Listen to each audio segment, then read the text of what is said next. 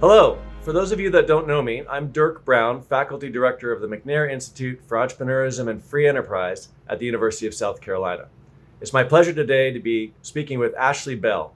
Ashley's had a remarkable career in entrepreneurship as an attorney and a public servant. He's currently a partner at Dentons, where he focuses on public policy, business, and banking. And among many other career highlights, he recently served as the Entrepreneurship Policy Advisor for the White House Opportunity and Revitalization Council and as the U.S. Small Business Administration, or SBA, Region 4 Administrator. Ashley, welcome. Thank you.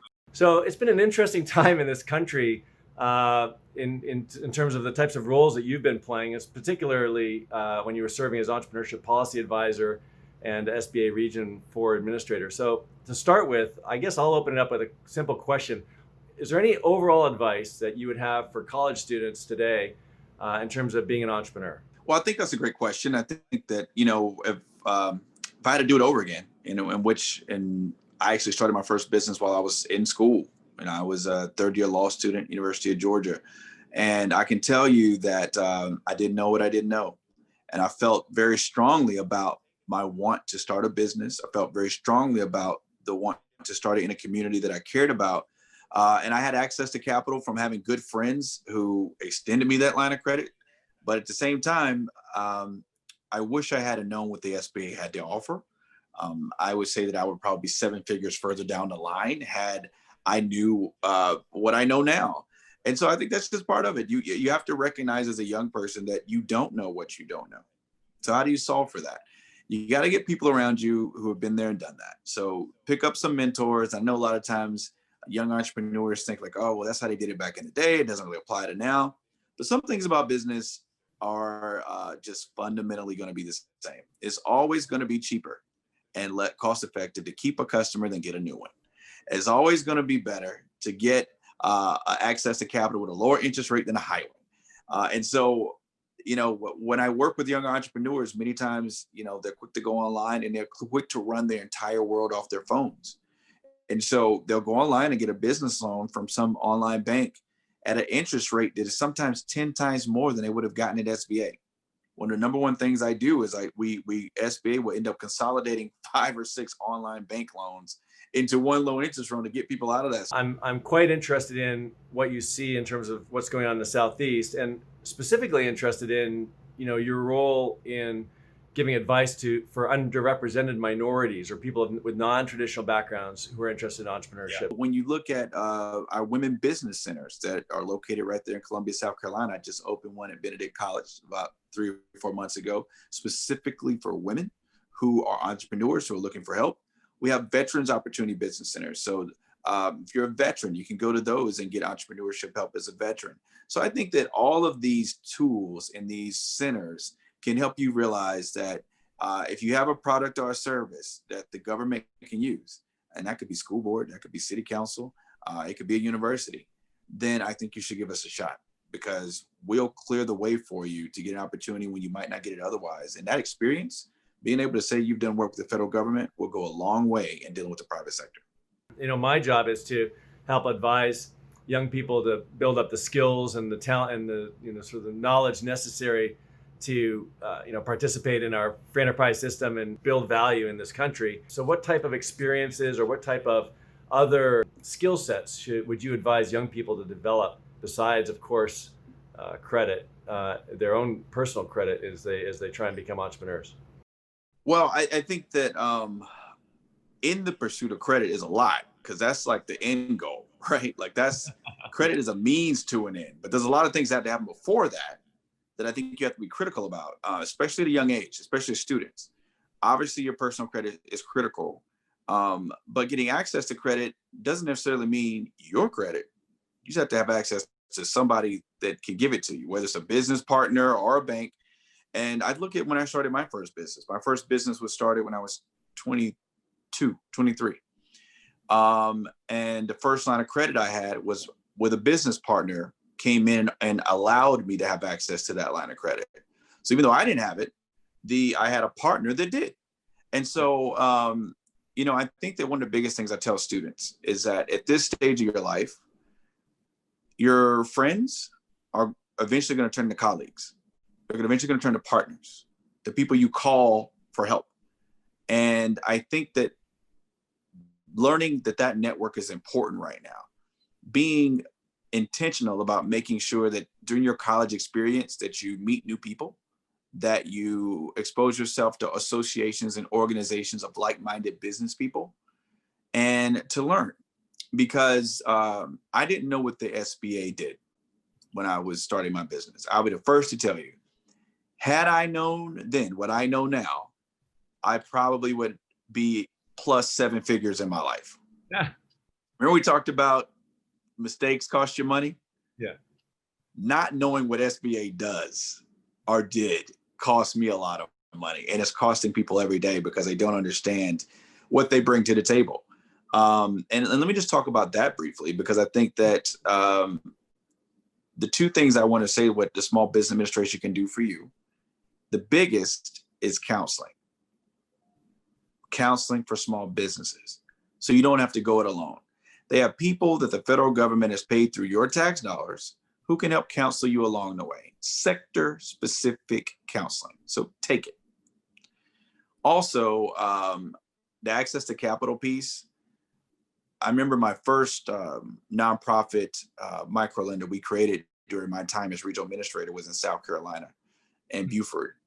We took the African American Chamber of Commerce and turned it into a microlender. Now, why is that important? Because microlenders have been the primary driver of increased access to capital for young people and for students and minorities. So microlenders are nonprofit banks that SBA helps create. These are banks that aren't built to give a profit, but they're built on a mission of helping people get access to capital. And why does that matter? That matters because if you're listening to this right now and you're a student, you might not have a business that can show income, but you got a lot of good ideas. But you may have a job that you make some money every week. You may have a side job. Well, when you go into a traditional bank and you ask that bank, hey, I need a loan, they're going to say, well, show me your P&L statement. Show me how much money you're making, and I'll determine off of that a loan with credit. And you don't have that. Right. What the microlender does is the microlender is going to take the money you make at your job at Walmart, that you make at that law firm interning, that you make at that marketing firm as an analyst, and they're going to use that as income for your business. They'll translate and transfer that income you're bringing in and say, we'll count that towards your business, and we'll give you a loan based on your ability to repay off of the money you bring in. That is what I think is a difference maker. So that's some of the answers to that question, and knowing what you don't know. So is the SBA shifting at all? Are you seeing them playing a bigger role, a different role as we move forward than they have in the past? Yeah. I honestly believe that because of the way COVID relief was structured with the CARES Act, the president and the Congress chose to make SBA the tip of the spear when it comes to economic relief. Mm-hmm. SBA loaned out more money through the PPP program and through the the economic injury disaster loan program. They loaned out more money in 14 days than they had in 14 years. So that kind of activity caused us to expand very quickly. We had to hire a bunch of people. I was interviewing kids that actually went to the University of South Carolina to take jobs in our office locally. We had an influx of young people who were recent college graduates, Peace Corps volunteers, and we trained them very quickly on how to process loans and how to understand P&L statements. And I think that I had a student the other day who just told me, he said he got hired at a bank. Guy never had banking experience before, but we trained him because we needed somebody to come in at SBA, and now he's a commercial lender at a regional bank. And I think in South Carolina in particular, when we look at, we're being housed many times at universities. We're in neighborhoods that nobody else is in. And so I think that the field presence alone makes it so I think SBA is going to be extraordinarily critical going forward.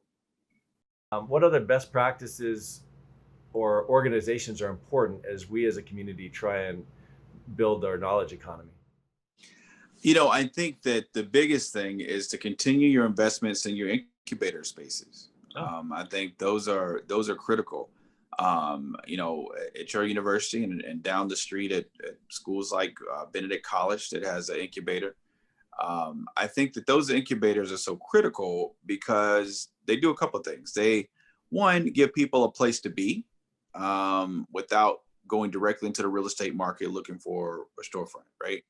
Especially those businesses that don't require retail, right? If your business is not retail driven, then the space that universities can offer in the incubator setting you can take advantage of the resource the university has, and I look at science and technology, specifically if you go across the border, North Carolina, A&T, I think that you have the bulk of our technology around textiles is there at that university through the incubator. And I think that when you look at your local economy, especially in Columbia, you got a great mayor there in Steve Benjamin, who is on a lot of these boards, who presses the way very, very strong on the economic side of things. And you say, what industries are coming and are being recruited, right? Well, these incubator spaces are where you can have a lot of startups that are in that supply chain. And I think the incubators are key to supply chain development because that's an entry point for many young entrepreneurs, is getting in these supply chains. And I think incubators are huge for that because I not only give them real estate that they can use without the burden of paying market rates, but also the connectivity with other entrepreneurs. It's almost like a campus within itself of innovators, people who are thinking every day about what's next, people who are trying to figure out how do we expand our market share, how do we come up with the next best thing. And that's why a lot of the companies that are the key large tech companies in this country were all started by young people at a very young age, because they had the foresight to see what was coming and weren't just doubling down on what existed. Also, you just pointed out there are several incubators throughout the state, and we're collaborating very closely through an incubator association now to try and drive those synergies between the entrepreneurs that are within those incubators. What have you seen any best practices, Ashley, in sort of your broader view of the country in terms of how we connect universities with the incubators, or how we connect state government with the incubators, or private sector with the incubators? I think the best practices I've seen are the ones that are relying on helping to develop supply chains for industries that are local. But the research side is huge, especially for a university like University of South Carolina. When you're working on traditional small businesses or what use these sort of high impact traded firms, do you treat them differently, or do they basically need the same types of support infrastructure and ecosystem? So I think we're seeing now every aspect of our economy becoming very critical in being able to recruit good jobs and the supply chains that come with those good jobs. I mean, I think probably the most publicized economic sweepstakes was Amazon's search for a new headquarters a couple of years ago, right? I can't think of a mayor of a top tier, second tier city that didn't think they were in the ball game to get Amazon, and they all were pulling out the stops. And I think we all learned from that of what it's going to take to be able to entice those level of corporations. And it goes more than just those corporations. And I think the future of small business is the supply chain development, because all of these corporations that are big, they bring with them a lot of small businesses that support them. There is no Amazon without small businesses. They're the platform for small businesses. Historically, when we do our research, sort of where jobs are created, as you know, the majority of jobs, in fact, all the net job growth for this country for decades was in the sort of younger companies, 0 to 5 years old. And the large companies were sort of growing and shrinking at the same time. More recently, we've seen that shifting, and the larger companies seem to be creating more jobs, or the smaller companies don't seem to be growing as fast. Is that a supply chain issue, or is that something to do with the greater economic landscape? We can't forget about how a lot of small businesses, the old school way they used to grow, especially when they deliver services, and the federal government's had a role to play in that. And that role that they played a lot of times has been through government contracting. For women, for minorities, for veterans, federal government contracting has been a big part of the businesses that you've seen scale up to become large businesses. Not all of the business, but the diversifying of the businesses. I just talked about all the money that SBA put out in 14 days. Our nation, after COVID hit, spent 20% of our GDP in 3 months, like an astronomical amount of money. The reason I say that is because when times get hard and the economy is shaky, the government spends more money, private sector spends less, right? So having that diversified income from a federal government that will set aside 3 to 5% of its entire spend for women, minority, and veterans is a great way to get a big name client. I'm gonna tell you, I had a guy that did some work in South Carolina on military bases. This is a young guy who was 25-year-old African-American male who started a moving company. And that moving company became 8A. And now he's got $20 million of contracts, when he was just moving people around town. But now he's got $20 million of contracts. And that $20 million of contracts is with the Department of Defense. So you can imagine what it's like to go back to the private sector and compete. And people are saying, well, I want to move my factory from here to here. What experience do you have moving? Oh, I've done it for the DOD. I've got a top secret security clearance. And I mean, it's just a different ball game, but the barrier of entry into those major responsibility sort of deals is a lot lower when you come in through the federal government's contracting system. So I urge people, if you want to think about, like, how do I scale? If you do any work with a public entity, if you think your product or service is good for a school board, if it's good for doing business with the University of South Carolina, I guarantee you that there's a federal opportunity as well that you could find to get your foot in the door. So you've been called the most unique Politico of your generation, right, by the Atlantic Journal-Constitution, because our viewers may not know, you hold the distinction of being the only person in over half a century to be elected as a delegate to both the Republican and the Democratic National Conventions. To me, that's inspiring, quite frankly. And so, looking at the past few years, we've seen a lot of change in the national and global political landscape, marring the economic landscape.